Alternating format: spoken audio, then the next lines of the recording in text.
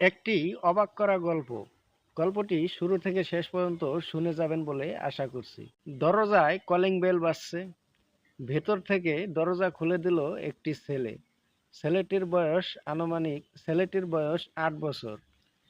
ছেলেটি যখন দরজা খুলে দিল, ভিতরে প্রবেশ করলো পাশের বাসার করিম সাহেব।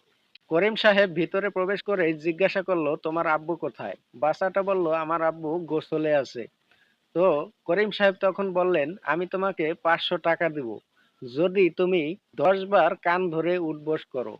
তো বাচ্চা ছেলেটি কিছুক্ষণ ভেবেই ১০ বার কান ধরে উঠবোস করতে শুরু করলো। যখন বাচ্চা ছেলেটির ১০ বার কান ধরে উঠবোস শেষ হয়ে গেল, তখন বাচ্চা ছেলেটির হাতে ৫০০ টাকার নোট দিয়ে চলে গেল। একটু পরে বাচ্চাটির বাবা গোসল করে সামনে আসলো। এসে জিজ্ঞাসা করলো, কে আসছিল?